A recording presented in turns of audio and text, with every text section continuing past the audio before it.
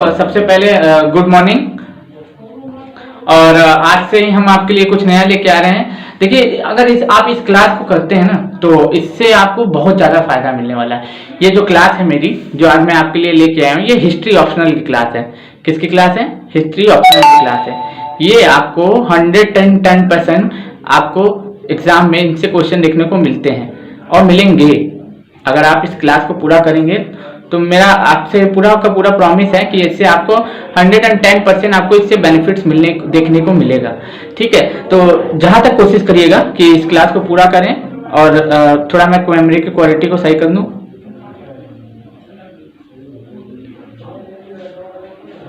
मैं नहीं चाहता कि किसी भी रीजन से क्लास खराब हो, क्योंकि ये क्लास बहुत ही ज्यादा महत्वपूर्ण है। ठीक, देख लेते हैं, हमें जैसे कंफर्टेबल होगा हम उस हिसाब से क्लास को लेंगे।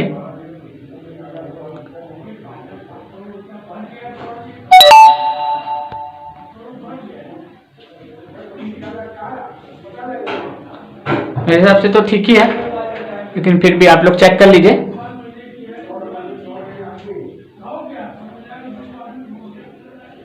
मेरे हिसाब से ठीक है, फिर भी हम लोग लेके चेक कर लेते हैं। ये हमारी जो आज की क्लास है वो हिस्ट्री ऑप्शनल के लिए है।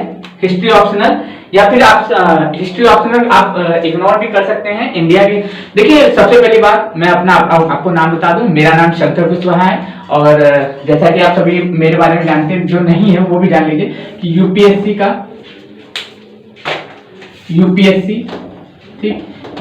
2020 में मैंने प्री क्वालिफाई किया था। ठीक, तो और सीजीपीएससी में 2019 में मैंने प्री प्लस मेंस दिया था। बीपीएससी 65 में प्री प्लस मेंस दिया था। सिलेक्शन नहीं हुआ मेरा 15 नंबरों से। ठीक, 15 नंबरों से मेरा सिलेक्शन नहीं हुआ। ठीक, 15 नंबर से मेरा सिलेक्शन नहीं हुआ। तो ये सब मेरा थोड़ा बैकग्राउंड है, आप थोड़ा जान लीजिए। आज हम आपके लिए लेके आए हिस्ट्री ऑप्शनल की क्लास। देखिए, मैं जब तक अवेलेबल हूँ, जब तक मैं कंफर्टेबल हूँ, अपने रूम से ही क्लास ले रहा हूँ, और तब तक मैं आपको अच्छी अच्छी क्लासेस लाता रहूंगा। ये मेरी हिस्ट्री ऑप्शनल की क्लास है। शायद कुछ दिनों बाद मैं ना रहूँ, तो जितना मैं आपकी मदद कर सकता हूँ, जितना आप क्लास का लुत्फ उठा सकते हैं, उतना आप उठाने की कोशिश करिए। क्योंकि जो मैं आपको सीरीज आज लेके आया हूँ ना, हिस्ट्री ऑप्शनल के लिए, बेसिकली आप हिस्ट्री ऑप्शनल मान के मत चलिए। इंडिया के जितनी भी एग्जाम है ना, सब पे इससे क्वेश्चन पूछे ही जाते हैं। 100% इसमें से क्वेश्चन आपको देखने को मिलेंगे ही मिलेंगे, क्योंकि ये बहुत ज्यादा इंपॉर्टेंट टॉपिक्स है जो मैं आज से आपको कवर कराने वाला हूँ। ये मेरा बैकग्राउंड था थोड़ा। ठीक, यूपीएससी मैंने क्वालिफाई किया था प्री 2020 में, मेंस नहीं दे पाया था कोरोना पॉजिटिव की वजह से। सीजीपीएससी 2019 में मैंने क्वालिफाई किया था प्री प्लस मेंस, इंटरव्यू में बाहर हो गया था। बीपीएससी का प्री दिया था 65 वाला क्वालिफाइंग, 110 मार्क्स आए थे 150 में से। ठीक, और मेंस दिया था, मेंस मेरा हुआ नहीं था। ठीक, तो और ये मेरा थोड़ा सा बैकग्राउंड है। और इस बार मैं 67 अगर मैं सही रहा, मेरा ऑपरेशन नहीं होता है, तो मैं क्लास जरूर लूंगा। ठीक, तो आइए आज की जर्नी स्टार्ट करते हैं हिस्ट्री ऑप्शनल। देखिए, हिस्ट्री ऑप्शनल हमें क्यों पढ़ना चाहिए, हमें हिस्ट्री ही क्यों पढ़ना चाहिए।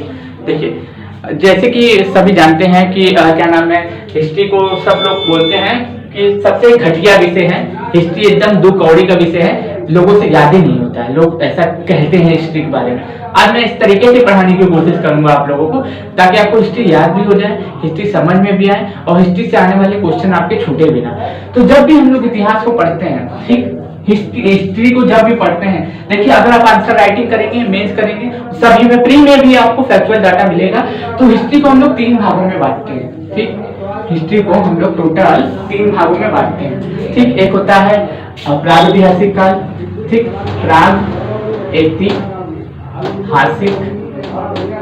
प्रागैतिहासिक काल। ठीक, इसका समय अवधि ज्ञात करना नामुमकिन है, कोई नहीं बता सकता, सब अनुमानित है। दूसरा होता है आपका, क्या होता है, आद्यैतिहासिक काल।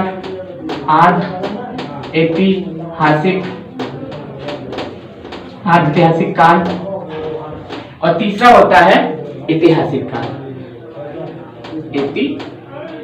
ऐतिहासिक काल। ठीक, इन 3 भागों में हम लोग हिस्ट्री को बांटते हैं।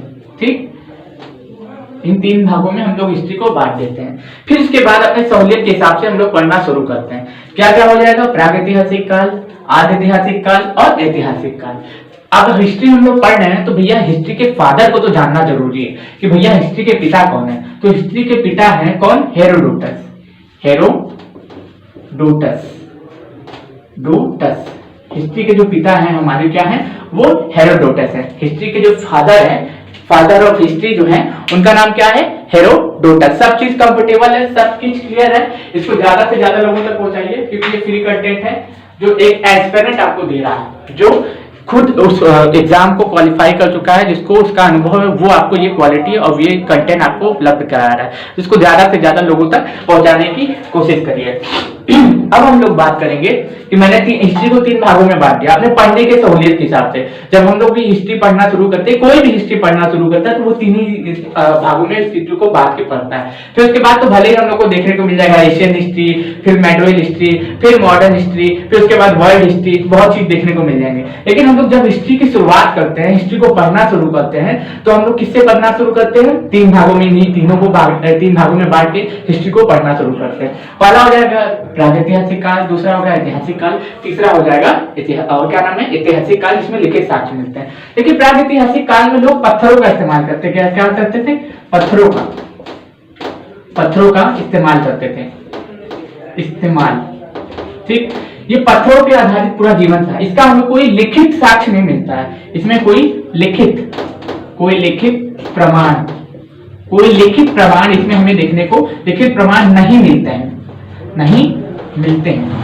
लिखित प्रमाण हमें देखने को नहीं मिलते हैं, कोई भी लिखित प्रमाण देखने को नहीं मिलते हैं। लेकिन आज ऐतिहासिक काल की बात करें ना, तो इसमें हमें लिखित प्रमाण मिलते हैं, लिखित प्रमाण है।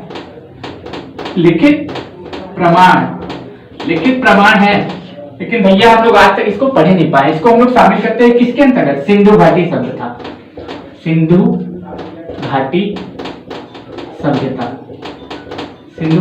सभ्यता, ठीक। पहला क्या हो जाएगा, प्रागैतिहासिक काल, जिसमें पत्थरों में जीवन यापन करता था मानव, पत्थरों का इस्तेमाल करता था, पत्थरों पे ही जीवन जीता था, ठीक। तो इसमें कोई लिखित साक्ष्य नहीं मिले, सब अनुमानों पे आधारित है, सब पत्थरों पे आधारित है, सब कार्बन डेटिंग पे आधारित है, सब नॉलेज पे आधारित है कि हाँ ये ऐसा बोल दिए तो ये ऐसा होगा, वो ऐसा बोल दिए तो ऐसा होगा, अनुमानों पर ही आधारित है। इसमें कोई लिखित साक्ष्य तो मिला नहीं है, हाँ, लेकिन सबसे लंबा पीरियड अगर हिस्ट्री का पूछे ना तो किसमें बीता है, तो प्रागैतिहासिक काल में ही बीता है। और प्रागैतिहासिक काल में भी किसमें बीता है, तो किसमें पर बीता है, पूरा पाषाण काल में,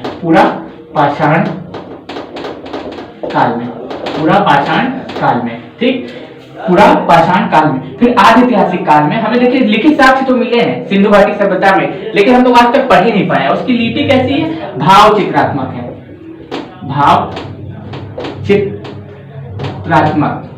इसमें देखिए लिपि जो मिली है, देखिए मान लीजिए कहीं पे ये लिखा हुआ है ऐसे कुछ, फिर उसके आगे ऐसे चित्र बना दिया, फिर ऐसे कुछ लिखा हुआ है, फिर ऐसे चित्र बना दिया, फिर ऐसे लिखा हुआ है, फिर ऐसे चित्र बना दिया।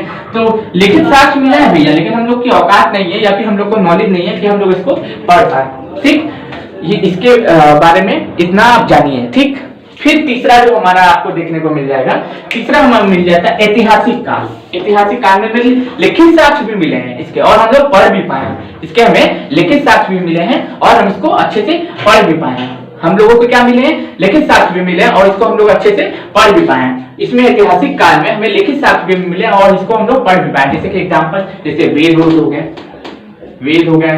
अभी जैसे कि मान लीजिए मैं यहाँ पे आपको पढ़ा रहा हूँ, ठीक, यहाँ पे आपको पढ़ा रहा हूँ और एकाएक ये बिल्डिंग मेरे ऊपर गिर जाए और हम इसके अंदर धंस के मर जाए, ठीक। तो अब भैया इस समय 21वीं सेंचुरी, इंटरनेट का जमाना है। अब मेरे फादर को, मान लीजिए मेरे रिलेटिव को पता होगा कि ये कहाँ पे था, कोचिंग में पढ़ा रहा था, एकाएक बिल्डिंग गिरी और धंस के मर गया। तो उसको कैसे पता चला कि कोचिंग में है, कुछ तारीख उरीख पता होगा ना, कुछ जगह होगा पता होगा ना कि हाँ भैया कोचिंग में था, इतने समय पे, इतने बज के इतने समय पे ये कोचिंग पे रहता था और उसी समय भूकंप आया और गिर गया और हमें पता चल गया। तो भैया हमें लिखित साक्ष्य मिलेगा तब ना पता चलेगा। अभी से क्या, आज की तारीख क्या है, आज 28 तारीख है मान लीजिए, ठीक, 29 तारीख है, मेरे हिसाब से 28 या 29 है कुछ, ठीक है, 29 तारीख है। तो 29 तारीख 10वां महीना 2020 को, 29 तारीख 10वां महीना 2020 को क्या हुआ, बिल्डिंग गिरी और उसमें धंस के मर गया। अभी 12 बच्चे नहीं आए क्या, आके चलेंगे, कितना मिल रहा है, अभी क्लास ले रहे हैं। अच्छा ऑनलाइन कर देंगे।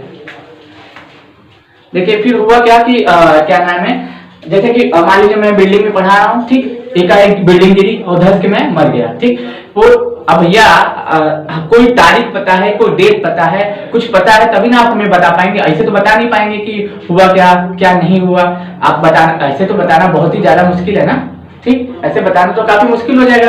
तो इसमें हम लोगों को कैसे देख जाते हैं, जैसे वेदों के बारे में पढ़ेंगे तो आपको ऋग्वेद मिलेगा, ठीक, ऋग्वेद, ठीक, सामवेद, सामवेद, यजुर्वेद, ठीक, अथर्ववेद, ये सभी चीजें हमें देखने को मिलती हैं। ऋग्वेद, यजुर्वेद, सामवेद और अथर्ववेद, ये 4 वेद हमें देखने को मिलते हैं।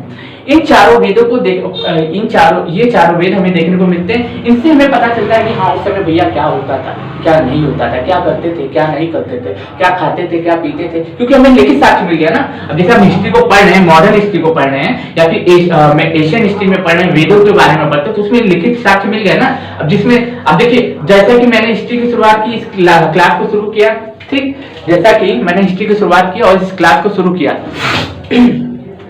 तो मैंने क्या बताया कि हमने अपने पढ़ने की सहूलियत के हिसाब से हम हिस्ट्री को 3 भागों में बांट देते हैं। पहला क्या हो जाता है, प्रागैतिहासिक काल, दूसरा हो जाता है ऐतिहासिक काल, तीसरा हो जाता है आदिऐतिहासिक काल और तीसरा हो जाता है ऐतिहासिक काल।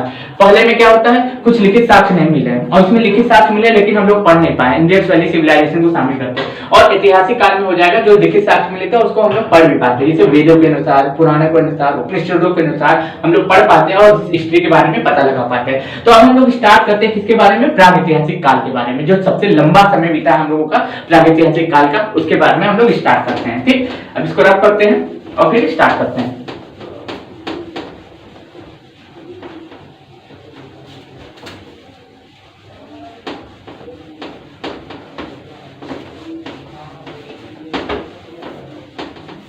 अब देखिए हम लोग कहानी शुरू करेंगे, क्या नाम है, पाषाण काल। पाषाण काल, पाषाण, पाषाण काल। इस पूरा पाषाण काल को भी हम लोग 3 भागों में बांट देते हैं। एक होता है पूरा पाषाण काल, ठीक, पूरा पाषाण काल, दूसरा हो जाएगा आपका मध्य पाषाण काल, मध्य पाषाण काल, मध्य पाषाण काल, और तीसरा हो जाएगा, क्या हो जाएगा, नव पाषाण काल, नव पाषाण काल।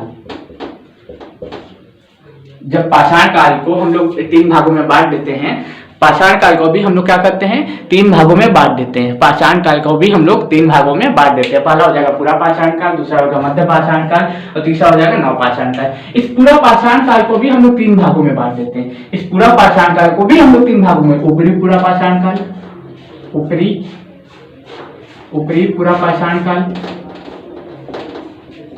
मध्य पाषाण काल, मध्य ऊपरी पूरा पाषाण काल, पूरा पाषाण काल और नव उप पूरा पाषाण काल, नव उप पूरा पाषाण काल।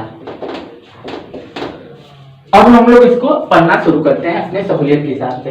देखिए मानव का, ठीक, मानव का सबसे लंबा काल, सबसे लंबा समय कहाँ बीता है, पूरा पाषाण काल में बीता है, पूरा पाषाण काल में बीता है। जब हम लोग हिस्ट्री को पढ़ते हैं तो हम लोग को पता चलता है कि मानव की उत्पत्ति का जो घर, मानव की खोज सबसे पहले किस महाद्वीप में हुई थी, तो अफ्रीका महाद्वीप में हुई थी। कब हुई थी, अफ्रीका महाद्वीप में हुई थी, ठीक, महाद्वीप।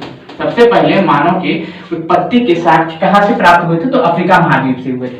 अब आपको ये भी पता होना चाहिए कि सबसे पहले जो मानव आखेटक था, संग्राहक था। क्या था, आखेटक और संग्राहक था। पूरा पाषाण काल के समय मानव क्या था, आखेटक, आखेटक प्लस संग्राहक था, संग्राहक। कहाँ पहुंच गया हूँ, पूरा पाषाण काल के समय पहुंच गया हूँ। कहाँ पहुंच गया हूँ, पूरा पाषाण काल के समय में पहुंच गया हूँ। अब जैसे मान लीजिए कि मैं इधर से गुजर रहा हूँ, ठीक, मुझे जो रास्ते में वस्तु मिलती थी उसको मैं बटोरता चलता था। रास्ते में जो वस्तु मिलती थी वो उसको मैं बटोरता चलता था। कुछ मेरी वस्तु जैसे कि मान लीजिए कुछ भी मिले मैं बटोरता चलता था, और जो कभी खा लेता था मैं, उस वस्तु को खा लेता था, खाने लायक होती थी तो सबको खा खा के चेक करता था, जो खाने लायक होती थी खा लेता था और जो फेंकने लायक होती थी उसको फेंक देता था टेस्ट करने के बाद। ठीक, क्या करने के बाद? टेस्ट करने के बाद। टेस्ट करने के बाद सबसे पहले तो क्या किया, चलना शुरू किया मैं। ठीक, इधर उधर चल रहा हूँ मैं, चलते चलते जा रहा हूँ, रास्ते में मुझे कुछ वस्तुएं दिखी, उसको उठाया आखिर तक, मतलब क्या किया, पहले उसको संग्रहित किया, एक जगह इकट्ठा किया, फिर कुछ खाया, अब और फिर उसके बाद जो खराब थे उसको फेंक दिया। कई बार तो ऐसा होता था कि मानव जो था रास्ते में चलते चलते वस्तुओं को उठाता था, कुछ जहरीले फल भी होते थे, कुछ जहरीली पत्तियां भी होते थे, उनको भी खा लेता था, उनके मर जाता था, उनको खा लेता था और मर जाता था। तो बाकी लोग सतर्क हो जाते थे, उस फूल को, उस पत्ती को ध्यान से देखते थे, हाँ भैया इसको खाने से आदमी मर जाता है, क्योंकि धीरे धीरे मानव डेवलप भी तो हुआ, धीरे धीरे मानव डेवलप भी तो हुआ। अब जैसे मान लीजिए मैं छोटा हूँ, अब मेरे पास ज्यादा नॉलेज नहीं है, लेकिन मैं धीरे धीरे जैसे जैसे मेरी आयु बढ़ेगी वैसे वैसे मेरी नॉलेज भी बढ़ेगी, तो धीरे धीरे मानव बड़ा होता गया, उसकी नॉलेज बढ़ती गई। पहले क्या करता था, पहले तो जो मिलता था उसको संग्रहित करता था और उसी को खाता पीता था। फिर मानव के अंदर थोड़ा सा दिमाग आया, वो क्या करने लगा कि किसको क्या करने लगा, सबसे पहले उसको क्या नाम ले नॉलेज आने लगी, तो उसके बाद क्या करने लगा, आखेट करने लगा, मतलब जो जानवर होते थे उस समय उनको क्या करने लगा, मार मार के खाने लगा। मानव ने क्या किया, जानवरों को मार मार के खाने लगा, मानव जानवरों को मार मार के खाने लगा। अब धीरे धीरे उसका विकास हो रहा है, देखिए धीरे धीरे क्या हो रहा है, उसका विकास हो रहा है, उस मानव का धीरे धीरे क्या हो रहा है, विकास हो रहा है, जो मानव जाति है उसका धीरे धीरे विकास हो रहा है। अब धीरे धीरे धीरे धीरे धीरे धीरे धीरे धीरे इस समय मानव तो इधर उधर भटकता था, प्रकृति से डरता था, समझ लीजिए, जैसे कि मान लीजिए गुफाओं में रहता था, गुफाओं में निवास करता था, पत्थरों में जीवन यापन करता था। अब मान लीजिए बिजली कड़कती थी, ठीक, जो बिजली कड़कती थी प्राचीन समय में, जो बिजली नहीं कड़कती थी, जैसे अभी भी बिजली कड़कती है तो लोग डर जाते हैं, तो उस समय मानव भी डरता था, वर्षा से डरता था। हाँ, लेकिन एक चीज यह है कि वो नदियों के किनारे ही जीवन यापन करता था, कोई ना कोई नदी थी उसके किनारे ही क्या करता था, जीवन यापन करता था, क्योंकि उस समय भी, चाहे अभी का समय भी हो, पानी इंसान के लिए, मानव के लिए, या जीवन जिसमें प्राण होते हैं उनके लिए क्या होता है, पानी आवश्यक होता है। तो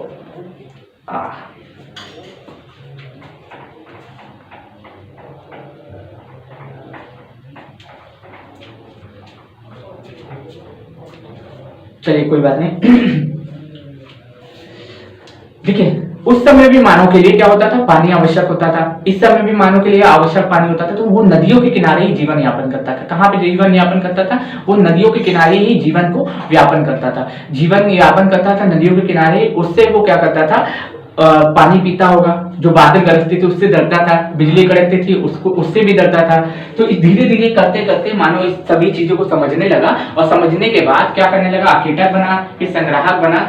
फिर उसके बाद मानव ने प्रथम अगर कोई पशु पालना शुरू किया, ठीक, प्रथम कोई पशु पालना शुरू किया, तो वो कौन सा पशु था, कुत्ता था। कुत्ते का पूर्वज कहते हैं या कुत्ता बोल सकते हैं, ठीक, कुत्ते को पालतू बनाया, पालतू बनाया। अब पूछेगा भैया कि कुत्ते को पालतू कब बनाया, कुत्ते को पालतू बनाया था मध्य पाषाण काल में। कुत्ते को पालतू कब बनाया था इन्होंने, कुत्ते को पालतू बनाया था मध्य पाषाण काल में। मानव द्वारा उपयोग में लाई गई प्रथम धातु कौन सी थी, मानव द्वारा उपयोग में लाई गई, मानव द्वारा उपयोग में लाई धातु, मानव द्वारा सर्वप्रथम उपयोग में लाई गई धातु कौन सी थी, तांबा थी। क्या थी, तांबा थी, ठीक, तांबा थी। मानव द्वारा सर्वप्रथम पालतू बनाया गया जानवर कौन सा था, कुत्ता था, ठीक। अब कई लोग सोच रहे होंगे भैया कुत्ते को ही क्यों पालतू बनाया। अब देखिए जो गाय होती है या फिर भैंस होती है या फिर बैल होते हैं, ये जितने भी बड़े जानवर होते हैं, जब गुस्सा आ जाते हैं ना, तो वो नहीं देखते हैं कि आप मानव है कि क्या नाम है जानवर है, वो दौड़ा के फिर आपको लगते हैं मारने। कुत्ता क्या होता है, भाई ऐसे धुतकार देते हैं, इधर उधर भाग जाता है, थोड़ा कमजोर हो जाता है। इसलिए सबसे पहले मानव ने किसको पालतू बनाया, कुत्ते को बनाया, कुत्ते को पालतू बनाया। इसी समय में ही मध्य पाषाण काल में ही, देखिए होता तो है नवपाषाण काल में पहिए का आविष्कार पूरी तरीके से, ठीक, पहिए का आविष्कार नवपाषाण काल में पूरी तरीके से होता है, लेकिन मध्य पाषाण काल में भी कुछ हमें झलक देखने को मिलती। तो पहिए का भी आविष्कार हो गया, पहिए का आविष्कार हो गया, आविष्कार, पहिए का भी आविष्कार हो गया।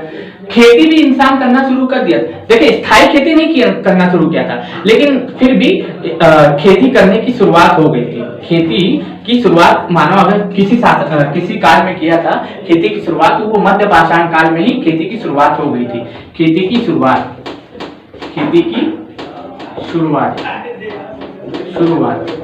ठीक, खेती की शुरुआत हो गई थी। खेती की शुरुआत कब हो गई थी? तो मध्य पाषाण काल में हुई थी। सर्वप्रथम मानव को खेती के साक्ष्य कहां से मिलते हैं? पूरा विश्व उठा के आप पूछ लीजिए, क्योंकि कई लोग हमारे जो भाई बंधु हैं, कई लोग जो हमारे हैं दोस्त हैं, उनको बस इतना ही पता है कि मानव की खेती की शुरुआत सर्वप्रथम कहां से हुई थी। मानव की खेती की शुरुआत सर्वप्रथम हुई थी, उनको मेहरगढ़ ही याद है। ठीक, मेहरगढ़, लेकिन वो सभी जो जानते हैं कि वो गलत है। सर्वप्रथम अगर पूछे कि मानव ने खेती करना शुरू किया था तो ईरान में।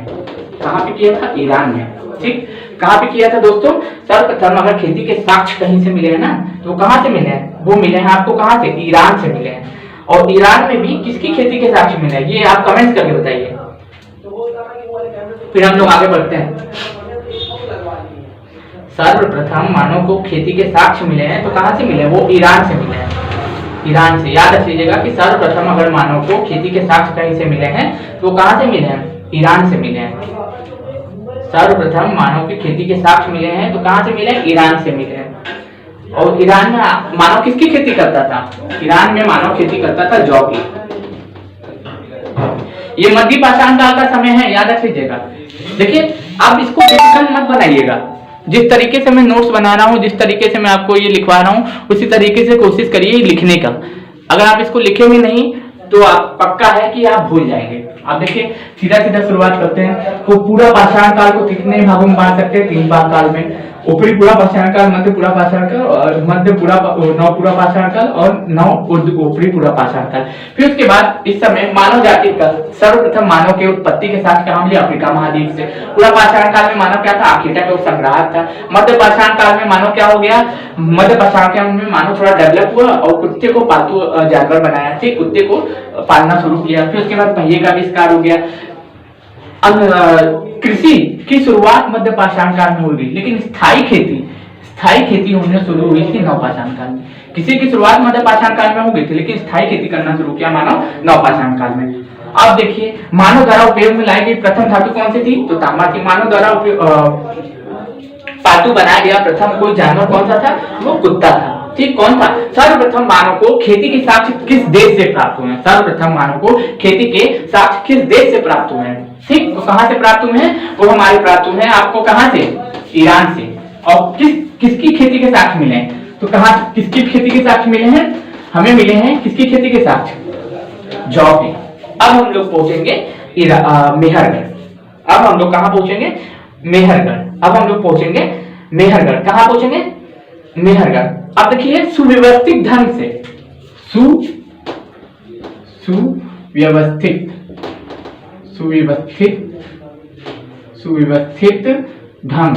सुव्यवस्थित ढंग से खेती के साक्ष्य अगर प्राप्त हुए ना, किस काल में सुव्यवस्थित ढंग से खेती के साक्ष्य प्राप्त हुए हैं? तो नव पाषाण काल में। कब? नव पाषाण काल में।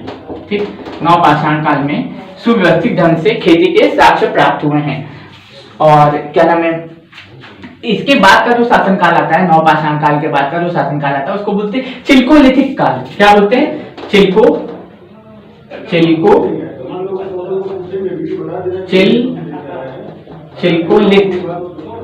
चिल्कोलिथ काल बोलते हैं। ताम्र पाषाण काल को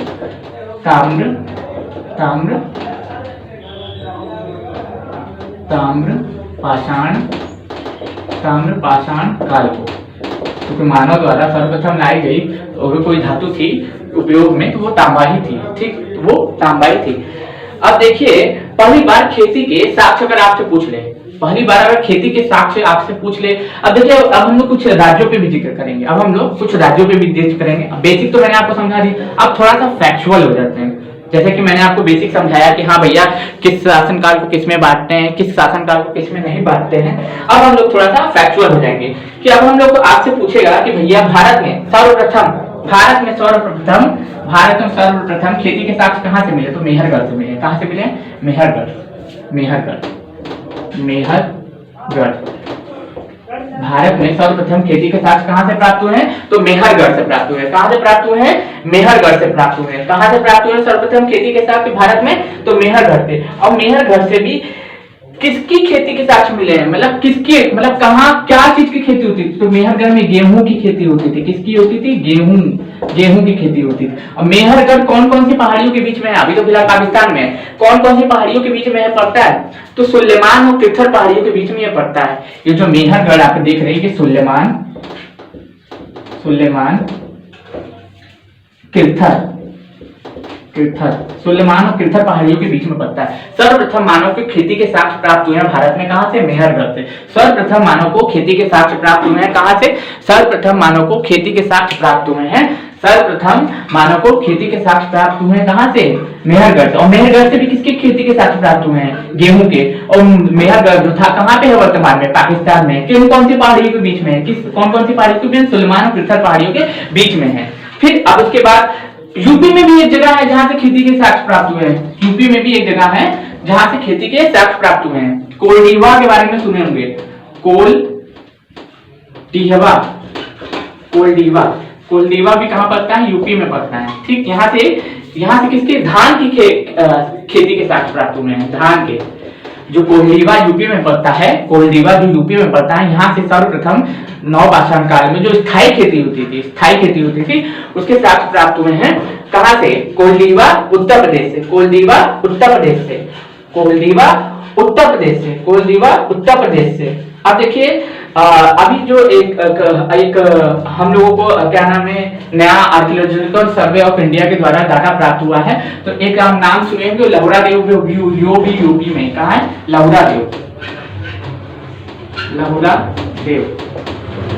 लहुरा देव से पता चला है कि सर्वप्रथम अगर मानव ने खेती करना शुरू किया था 8000 साल पहले। ये जो डाटा है ये 7000 साल पहले का है। ठीक, लेकिन अभी जो नया डाटा प्राप्त हुआ है भारतीय पुरातत्विक विभाग के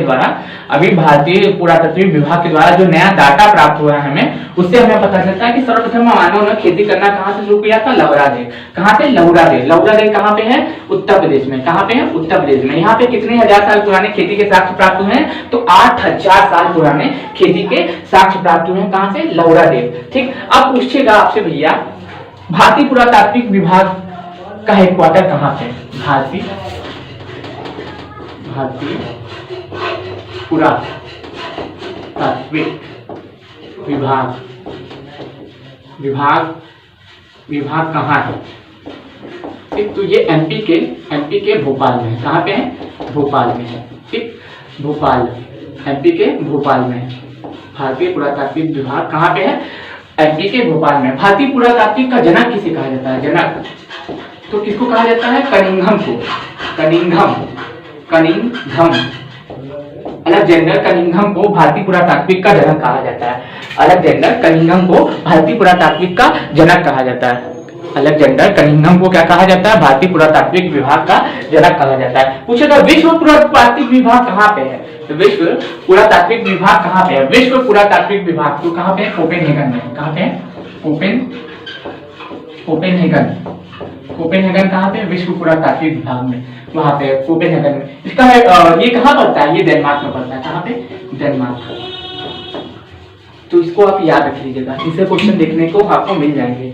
ठीक, अब हम लोग आते हैं थोड़ा सा बात करते हैं किसके बारे में? अच्छे से सभी जगहों के बारे में। अब जैसे कि आपको मैंने बता ही दिया कि गेहूं के साथ सर्वप्रथम कहां से प्राप्त हुए? तो मेहरगढ़ से प्राप्त हुए। मेहरगढ़ कहां पे? सुलेमान और किरथर पहाड़ियों के बीच में। कहां पे है? पाकिस्तान में है। ठीक, यहाँ से हम लोगों को गेहूं प्राप्त हुए हैं। क्या नाम? फिर उसके बाद हम लोग बात करेंगे कोल्डीवा यूपी, यहाँ से धान के साथ प्राप्त हुए, धान यानी कि चावल के साथ प्राप्त हुए। लहुरा देव कहाँ पे? उत्तर प्रदेश में। लहुरा देव कहाँ पे? उत्तर प्रदेश में। लहुरा देव कहाँ पे है? उत्तर प्रदेश में। यहाँ से भी क्या प्राप्त हुए? हमें खेती के साक्ष्य प्राप्त हुए हैं। अब हम लोग थोड़ा सा बात करते हैं एमपी के बारे में। एमपी मध्य भारत का दिल। ठीक, एमपी से क्या क्या मिला भैया? यहाँ पे तीनों काल थे, मध्य पाषाण काल, पुरा पाषाण काल, नव पाषाण काल, तीनों काल के साक्ष्य हमें प्राप्त हुए हैं। कहाँ से? चित्र प्राप्त हुए हैं। तीनों काल के जो चित्र है, भीमबेटका की गुफा है, मध्य प्रदेश में एक जगह है, चित्र प्राप्त हुए हैं भीमबेटका। भीमबेटका एक गुफा है, भीमबेटका एक गुफा है जो कहाँ पे है, एमपी में है। भीमबेटका एक गुफा है जो कहाँ पे है, एमपी में है। एमपी में भी कहाँ पे है, तो एमपी में रायसेन जिले में। कहाँ पे है, रायसेन, रायसेन, रायसेन, रायसेन जिले में है, रायसेन जिले में। कौन सी पहाड़ियों के बीच में है, कौन से पहाड़ियों के बीच है, भीमबेटका गुफा का नाम है, जो किस पहाड़ी के बीच में पड़ती है, तो कि विंध्याचल, विंध्याचल। जिला कौन सा है, तो रायसेन। और यहाँ से मिला क्या है, शैल चित्र मिले हैं, चित्र प्राप्त हुए हैं कि भैया मानव क्या करता था, जब खाली समय होता था तो मानव भी क्या करता था, चित्रकारी करता था। अब देखिए प्रॉपर चित्रकारी थोड़े ना कि हम खड़े हैं तो हमरे तरह एकदम आदमी बना दिया, एकदम एकदम सेम टू सेम मेरे तरह दिख रहा है। अब मानव किस तरीके का चित्र बनाता था, मान लीजिए हाथी को देखा तो ऐसे किया, इधर इधर ऐसे कर दिया, 4 पैर बना दिया, इसको ऐसे करके ऐसे सूंड बना दिया, तो इस तरीके का हाथी मानव बना देता था। अब मानव भी बनाता था तो इस तरीके का ऐसे चित्र किया, ऐसे ऐसे करके मानव बना देता था। अब प्रॉपर तरीके का तो एकदम नहीं मिल सकता है एकदम, क्योंकि उसको तो डेवलप नहीं था, उतना दिमाग नहीं था, उतना उनके पास कलर वलर भी नहीं था। तो जो जानवरों के हो सकता है कि उस समय तो कलर वलर होता नहीं, जानवरों को खून से बनाते हो या लाल मिट्टी से बनाते हो, इन सभी चीजों से वो चित्र बनाते थे। तो भीमबेटका की गुफा आपसे पूछ लेता है कि भैया कहाँ पे है, तो भीमबेटका की गुफा जो है कहाँ पे है, मध्य प्रदेश में। भीमबेटका की गुफा कहाँ पे है, मध्य प्रदेश में। भीमबेटका की गुफा कहाँ पे है, मध्य प्रदेश में। भीमबेटका की गुफा कहाँ पे है, मध्य प्रदेश। मध्य प्रदेश में भी कहाँ पे है, रायसेन जिले में। रायसेन जिले के कौन सी पहाड़ियों में है, विंध्याचल की पहाड़ियों के बीच में पड़ता है। ठीक, अब देखिए पूछ लेगा आपसे कि भैया इसको हम थोड़ा सा रफ करते हैं, एक बार इसको रिवाइज कर लीजिए, इसको हम रफ करते हैं। ठीक, एक बार रिवाइज कर लेते हैं। ठीक, सर्वप्रथम मानव को भारत में खेती के साथ कहां से मिला, मेहरगढ़। मेहरगढ़ कहां पे है, पाकिस्तान में। किन किन पहाड़ियों के बीच है, सुलेमान और पृथ्वी पहाड़ियों के बीच में, हो गया। ठीक, मध्य प्रदेश से क्या प्राप्त हुए, तीनों काल के हम यहाँ से साक्ष्य प्राप्त हुए। मध्य प्रदेश के भीमबेटका से तीनों काल के साक्ष्य प्राप्त हुए हैं, पुरा पाषाण काल, मध्य पाषाण काल, नवपाषाण के तीनों काल के हमें शैलचित्र प्राप्त हुए हैं। यहाँ ये कहाँ पे है, मध्य प्रदेश के रायसेन जिले में। और यहाँ पे कौन सी पहाड़ियों के बीच में, विंध्याचल पहाड़ियों के बीच में। कोहिडीबा उत्तर प्रदेश में, यहाँ पे धान के खेती के साक्ष्य प्राप्त हुए। अभी नया जो पुरातत्व विभाग का सर्वे हुआ है उसके अनुसार हमें पता चला है कि सबसे पहले अगर मानव ने भारत में खेती करना शुरू किया तो 8,000 साल पहले किया था। ठीक, तो कहाँ पे किया था, लौरा देव। लौरा देव कहाँ पे, उत्तर प्रदेश में। तो इन सभी चीज को पढ़ते हुए हम लोग आगे निकल सकते हैं। ठीक, भारतीय पुरातात्विक विभाग के जनक कौन है, तो अलेक्जेंडर कनिंघम है। भारतीय पुरातात्विक विभाग का क्या नाम है, मुख्यालय कहाँ पे है, तो कहाँ पे है हेडक्वार्टर, तो मध्य प्रदेश के भोपाल में है। ठीक, विश्व पुरातात्विक विभाग कहाँ पे है, कोपेनहेगन, डेनमार्क में। अब इसको हम लोग रख करते हैं और सीधा आगे बढ़ते हैं।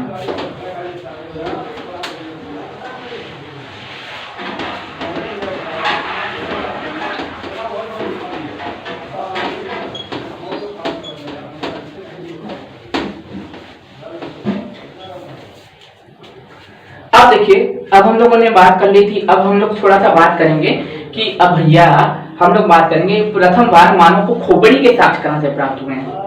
देखिए मानव के कंकाल, ये इंडिया का मैप लेते हैं, उसके द्वारा आपको जरूर समझ में आएगा कि भैया मानव को सर्वप्रथम खोपड़ी के साक्ष्य कहां से प्राप्त हुए, कि भैया कंकाल मिला है, मानव का एक कंकाल मिला है। तो कहां से मिला है, तमिलनाडु से। कहां से मिला है, तमिलनाडु से। तमिलनाडु में भी कहां से, चेन्नई से। चेन्नई से, तमिलनाडु में भी चेन्नई से। कहां से मिला है, चेन्नई में एक जगह है राय पल्लवगढ़ का, राय पल्लवगढ़ का है पल्लवरन, पल्लवरन, पल्लवरन एक जगह है। यहाँ पे मानव के कंकाल प्राप्त हुए हैं, कि मानव कंकाल प्राप्त हुए यहाँ पे। तमिलनाडु के चेन्नई में एक जगह है राय पल्लवगढ़। ठीक, क्या है, पल्लवरन। यहाँ से मानव के कंकाल प्राप्त हुए, यहाँ से मानव के कंकाल प्राप्त हुए। बिहार में भी एक जगह है भैया, बिहार में भी, बिहार को कैसे भूल सकते हैं, बिहार में एक जगह है चिरान। क्या है, चिरान, चिरान। ठीक, चिरान कहाँ पे है, सारण छपरा में, सारण छपरा में है। यहाँ से भी हमें क्या नवपाषाण काल के साक्ष्य हमें प्राप्त हुए हैं। जम्मू कश्मीर जाएंगे तो यहाँ पे गड्ढेनुमा घर मिला है, गड्ढेनुमा घर। अब देखिए जम्मू कश्मीर एक तो ठंडी जगह है। ठीक, गड्ढे में घर या घर बोल सकते हैं। एक तो जम्मू कश्मीर ठंडी जगह है। ठीक, एक तो जम्मू कश्मीर एक ठंडी जगह है। एक तो आप जम्मू कश्मीर रहेंगे, जमीन के ऊपर रहेंगे तो ठंडी हवा जो है आपको अच्छे से सोने नहीं देगी, खाने पीने नहीं देगी, हो सकता है आपको ठंड बहुत ज्यादा लगे। तो क्या करता था मानो, यहाँ पे जमीन के नीचे गड्ढा में घर बना के निवास करने का साक्ष्य में मिला जम्मू कश्मीर। जम्मू कश्मीर में भी कौन सी जगह, जम्मू कश्मीर में भी कौन सी जगह, उस जगह का नाम था बुर्ज होम। क्या नाम था, बुर्ज होम। ठीक, अगर आप मेरे साथ हिस्ट्री को कंप्लीट करेंगे तो आपको बहुत इजी हो जाएगा। आप अगर YouTube पे इस वीडियोस को आप देखेंगे तो आपको 3 से 4 क्लासेस इस वीडियोस को बनाने में समझाने में लगती है, लेकिन पहले में आपको फैक्ट फोकस किया, अब दूसरे में मैं आपको क्या कर रहा हूँ, डाटा आपको दे रहा हूँ जिससे क्वेश्चन पूछे जाते हैं, हर बार पूछे जाने के चांस होते हैं। अब जैसे कि आपको मैं बता दूं कि मध्य पाषाण काल के भी कुछ साक्ष्य हमें प्राप्त हुए हैं। तो मध्य पाषाण काल के साक्ष्य हमें कहाँ से प्राप्त होते हैं, मध्य पाषाण, ठीक, मध्य पाषाण काल के साक्ष्य हमें कहाँ से प्राप्त होते हैं, मध्य पाषाण काल के साक्ष्य हमें कहाँ से प्राप्त होते हैं। तो क्या मध्य पाषाण काल के साक्ष्य हमें कहाँ से प्राप्त होते हैं, तो एक है आदमगढ़, ठीक, क्या है, आदमगढ़ कहाँ पे है, एमपी में है, ठीक, आदमगढ़ कहाँ पे है, एमपी में है। बागौर है, मध्य पाषाण काल की जगह है, ये सब याद रखिएगा, बागौर है, ठीक, बागौर कहाँ पे है, राजस्थान में, ठीक, ये है राजस्थान आपका, ठीक, ऊपर है थोड़ा, ये है मैं गुजरात के पास हूँ, यहाँ से थोड़ा सा ऊपर है, ठीक, राजस्थान है। और फिर तीसरा हम लोग को देखने को मिल जाता है क्या नाम है, सराय बहादुरगढ़, क्या है, सराय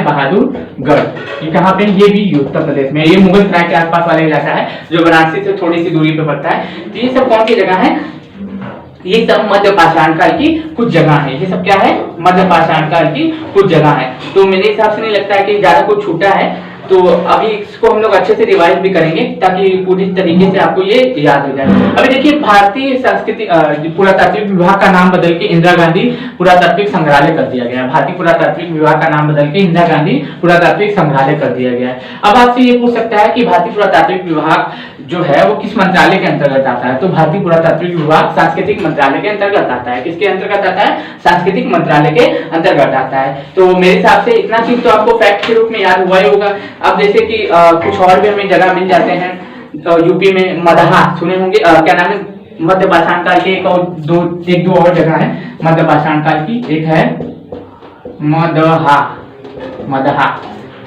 नाम थोड़ा अजीब है, क्या है, मदहा, यहाँ से यूपी की, यहाँ पे मालूम क्या मिला है, ये भी यूपी में है, यहाँ पे हड्डियों के औजार मिले। ये मदहा जो है, ये मदहा जो आप देख रहे हैं, ये मदहा जो है यूपी में ही है, यहाँ से हड्डियों के औजार मिले, हड्डियों के औजार प्राप्त हुए, हड्डियों के औजार प्राप्त हुए।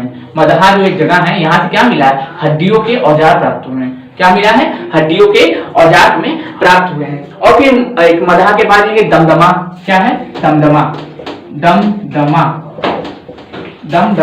क्या है, दमदमा क्या है, दमदमा, क्या नाम है, दमदमा। ये दमदमा भी कहाँ पे पड़ता है दोस्तों, ये दमदमा पड़ता है उत्तर प्रदेश में, यहाँ से मानव के शव प्राप्त हुए हैं। दमदमा उत्तर प्रदेश में पड़ता है, ये मानव के यहाँ से क्या मिले हैं, शव मिले हैं। देखिए उत्तर प्रदेश में आपको देखने को मिल जाएगा कि सभी प्रकार के चीजें या वस्तुएं प्राप्त हो रहे हैं, चाहे पूरा पाषाण काल हो, चाहे नव पाषाण काल हो, चाहे मध्य पाषाण काल हो, तीनों काल के यहाँ से साक्ष्य में प्राप्त होने एकदम अच्छे से, इसको आप रट लीजिएगा, ठीक। फिर उसके बाद जब मैं क्वेश्चन आपसे पूछूंगा तो आप एकदम तेजी से इसका आंसर दीजिएगा। फिर उसके बाद हम लोग देखते हैं कि मानव ने पशुपालन के भी साक्ष्य मिलते हैं कुछ हमें, मानव के पशुपालन करने के भी कुछ साक्ष्य हमें प्राप्त होते हैं। तो कहाँ से प्राप्त होते हैं, इस पे हम लोग अब चर्चा करेंगे थोड़ा सा, ठीक है, क्योंकि मानव के जो है पशुपालन करने के साक्ष्य कहाँ से प्राप्त होते हैं, इनसे भी क्वेश्चन पूछे जाते हैं और इनसे भी क्वेश्चन बनते हैं, ठीक। तो इसको रब करते हैं, 2 बार 3 बार इसको देखेंगे तभी याद होगा, एक बार में याद होने वाली चीजें नहीं है ये सभी चीजें, ठीक।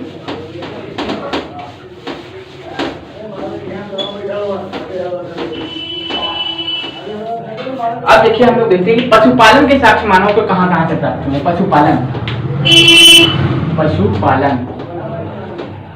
मानव को पशुपालन के साक्ष्य कहाँ से प्राप्त हुए। देखिए पशुपालन के साक्ष्य मध्य पाषाण काल में ही हमें पता चल जाता है कि मानव क्या करता था, पशुपालन करता था। इसकी साक्षात जानकारी हमें कब मिलती, मध्य पाषाण काल में। मध्य पाषाण काल में ही मानव क्या हो गया था, पशुपालन करना शुरू कर दिया था। और पालना किसको शुरू किया था, कुत्ते को, पूर्वज यानी कि कुत्ते को पालना शुरू किया था। तो आदमगढ़ में मानव को क्या मिले, पशुपालन के साक्ष्य मिले। कहाँ से, आदमगढ़ कहाँ पे है, एमपी में। कहाँ पे, आदमगढ़। यहाँ से मानव को क्या मिलते हैं, पशुपालन के साक्ष्य प्राप्त होते हैं। अगर पूछेगा कि राजस्थान में बागौर, जो बागौर है, ये बागोर एक जगह है, ठीक। बागोर कहाँ पे पड़ता है? राजस्थान में पड़ता है, राजस्थान। यहाँ से भी क्या मिलते हैं हमें? पशुपालन के साक्ष्य मिलते हैं, पशुपालन के साक्ष्य मिलते हैं। बागोर जो है जहाँ पे पड़ता है, राजस्थान में पड़ता है। यहाँ से भी मानव को क्या मिलते हैं? पशुपालन के साक्ष्य मिलते हैं। सराय बहादुरगढ़ मैंने अभी पीछे रिपीट करवाया कि सराय बहादुरगढ़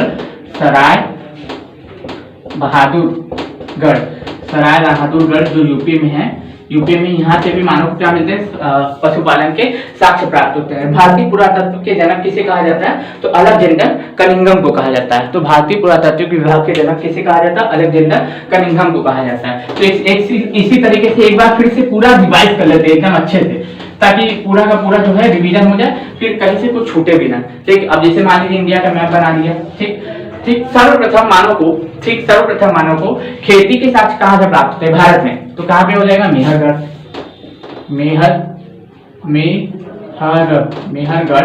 ठीक। यहाँ से क्या मिलते हैं? खेती के साक्ष्य मिलते हैं। खेती में भी किसके मिलते हैं? गेहूं के साक्ष्य प्राप्त होते हैं, ठीक। विश्व में सर्वप्रथम मानव को खेती के साक्ष्य कहाँ से मिलते हैं? तो ईरान से मिलते हैं। कहाँ से? ईरान से। ईरान में भी किसकी खेती होती थी? जौ की होती थी। किसकी होती थी? जौ की होती थी, ठीक। फिर उसके बाद भारत में चावल की खेती के साक्ष्य कहाँ से प्राप्त हुए? धान की खेती के साक्ष्य भारत में कहाँ से प्राप्त हुए? तो कौन सी जगह रहती है? कोल्डीवा। क्या नाम रहती है? कोल्डीवा। कोल्डीवा उत्तर प्रदेश से चावल के साक्ष्य प्राप्त होते हैं। चावल यानी कि धान के साक्ष्य होते हैं, धान के साक्ष्य प्राप्त होते हैं। गड्ढेनुमा घर बना के मानव कहाँ रहता था? गड्ढेनुमा घर बना के मानव कहाँ पे रहता था? तो गड्ढेनुमा घर बना के मानव कहाँ पे रहता था? गड्ढेनुमा घर बना के मानव रहता था कहाँ पे? बुर्ज होम, ठीक। तीनों शासन काल के क्षेत्र हमें कहाँ से प्राप्त होते हैं? तीनों शासन काल के क्षेत्र यानी कि पूरा पाषाण काल, मध्य पाषाण काल, नव पाषाण काल, तीनों काल की हमें जानकारी क्षेत्र कहाँ से प्राप्त होते हैं? तो भीम वेदिका कहाँ पे है? एमपी में है, ठीक। कहाँ पे है? रायसेन जिले में। कहाँ पे है? रायसेन जिले में। किन पहाड़ियों के बीच में? विंध्याचल पहाड़ियों के बीच में, ठीक। विंध्याचल पहाड़ियों के बीच में। ये मेहरगढ़ किन पहाड़ियों के बीच है? सुलेमान प्लस किरथर पहाड़ियों के बीच में, ठीक। अब आपसे पूछेगा कि आप ये बताइए कि क्या नाम है, सर्वप्रथम मानव के द्वारा उपयोग में लाई गई धातु कौन सी थी? सर्वप्रथम मानव के द्वारा उपयोग में लाई गई धातु थी तांबा, ठीक। मानव द्वारा उपयोग में लाया गया प्रथम पालतू जानवर था कुत्ता। क्या था? कुत्ता, ठीक। अब आपसे पूछेगा कि ऐसा कौन सा जगह है जहां से मानव के कंकाल प्राप्त हुए? तो पल्लवगढ़। क्या था? पल्लव रन कहाँ पे है?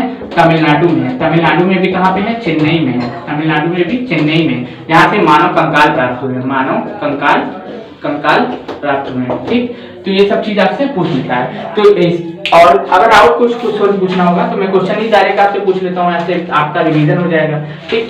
आपसे पूछेगा कि भैया सुव्यवस्थित ढंग से मानव ने खेती करना कब शुरू किया था? सुव्यवस्थित ढंग से मानव ने खेती करना कब शुरू किया था? सुव्यवस्थित ढंग से मानव ने खेती करना कब शुरू किया था? ये देखिए मेरे पास प्रीवियस ईयर के क्वेश्चन पेपर है जिसमें इस तरीके से क्वेश्चन पूछा हुआ है। ये देखिए आप जो है ये प्रीवियस ईयर के क्वेश्चन पेपर है, ये जो है पुराना प्रीवियस ईयर का क्वेश्चन पेपर है, इनसे इसमें क्वेश्चन पूछेगा। और ये यूपीएससी का क्वेश्चन पेपर है, यूपीएससी।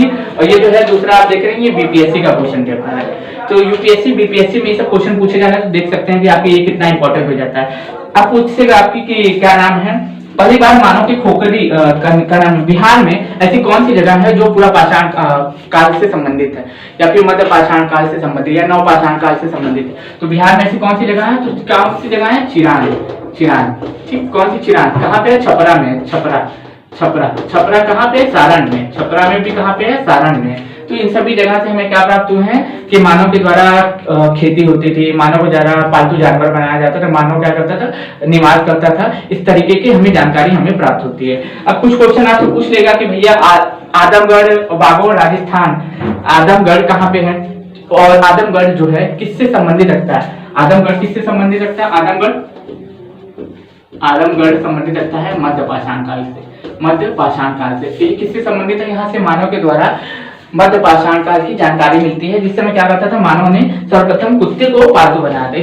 इसी समय में मानव ने कुत्ते को पालतू बनाया था। तो इन्हीं सब से क्वेश्चन घुमा फिरा के आपसे पूछ लेगा। तो अगर आपसे पूछेंगे, अगर हिस्ट्री ऑप्शन आपका है तो इसी तरीके से आपको मैप में दर्शाने के लिए देगा, तो आपको पूरा मैप इसी तरीके से दर्शाना होगा। अब इसको यूज करते हैं और कुछ और भी बता देते हैं आपको कि हम लोगों का ये टॉपिक कहाँ तक कंप्लीट हुआ।